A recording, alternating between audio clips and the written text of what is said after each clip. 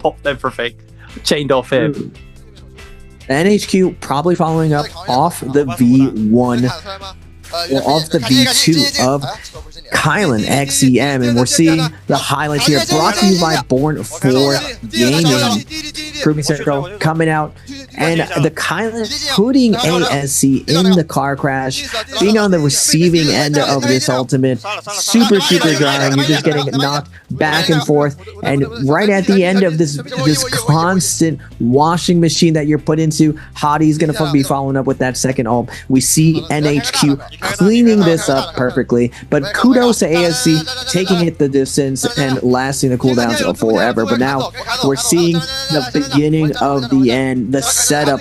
Wolves popping their ultimates at the last second at that last sliver and using the Kylan ult to push everyone out in order to secure this buff. Now you're seeing the team follow their Kylan around this tiny circle to try to find a juicy target to set up the Thanos snap, to set up the chain reaction that blows up the lobby. They're looking for that weaker team on the end. You see them moving around, looking for that perfect zone area to push a team in, use the zone to their advantage. They find the weaker Siphon team struggling right now. And now with the target acquired, with that Temi acquired, you're seeing Sem stall over and over. You see him descending on him with a nice focus flank, setting this up perfectly. No more armor on any of these teammates. Now, Takeda's doing a good job of stalling the inevitable, but we know it's inevitable, ladies and gentlemen, that Wolves will be getting the snowball, will be getting those multiple kills. All the kills are going to be going down. This team on the edge, catalyst for the giant nuke for the rest of the lobby, and we're seeing Wolves replicate their success from the last bi-weekly finals. Yeah, that White Tigers pop. But yeah, what an absolute killer of a start, as we will just take a look at the highlights. And this is where things went right for Wolves. They had a really good fight on Spawn versus X1. Managed it really well. I believe it was NiHQ who kind of just ate a lot of the attention while his team ran around and grabbed weapons for them. Immediately turning up and getting the fight to go in their favor. And then Alliance, I think the major thing which Alliance did well in this game was, this isn't a good example of it, but they were just third-partying very well. We see this was a fight that actually started between BBE and X1, I believe, and Alliance showed up, tidied up, and just picked up all the kills. And AUG, I have to give it to them, though. They were the MVPs of Realm of Yangs in this game. SS played their heart out in these games.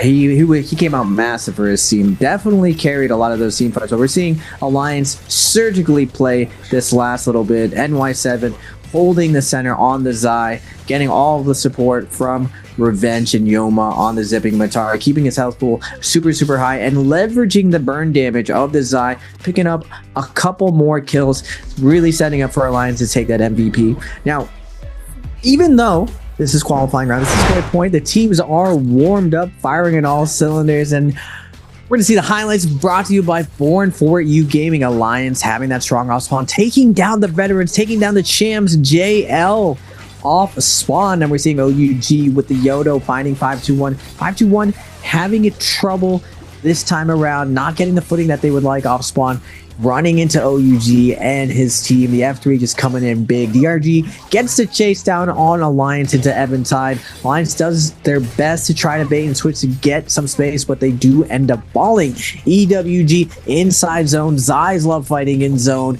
but when you got another Zai on the other side, no advantage here. And DRG is going to fall to the momentum of EWG. Now, BBE going back to the highlights, sitting on the outside, inside zone. Boy, he is going to get that massive F3.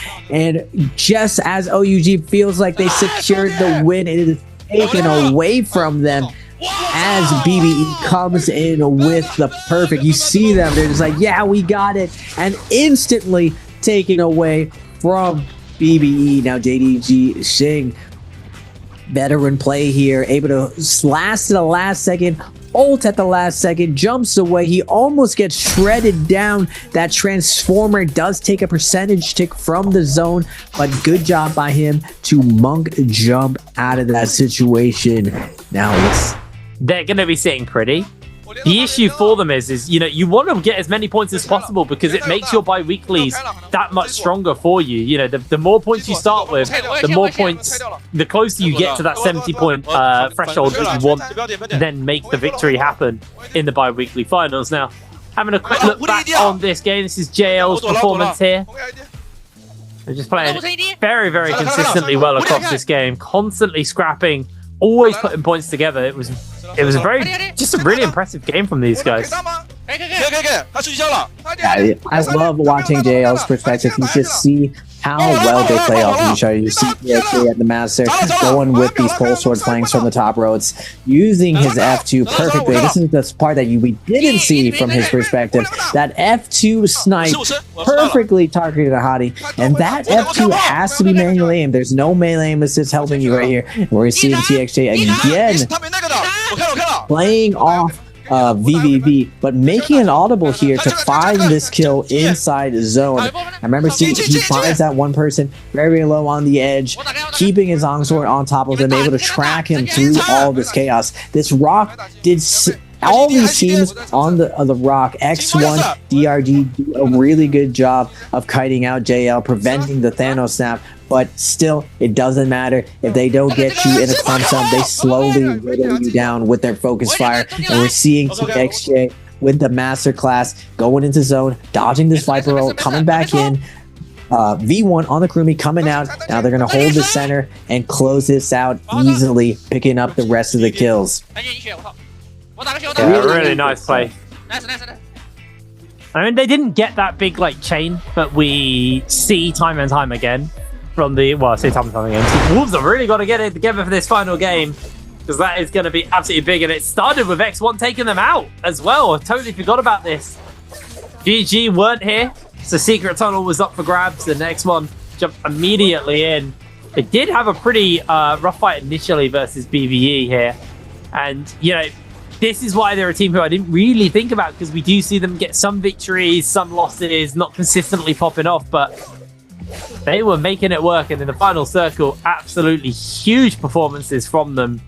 And this is the power of the Zai, because, yeah, we're talking about the Kylin and, like, how you feel that he's someone who outpaces, or how people thought that he was someone who was going to outpace Zai.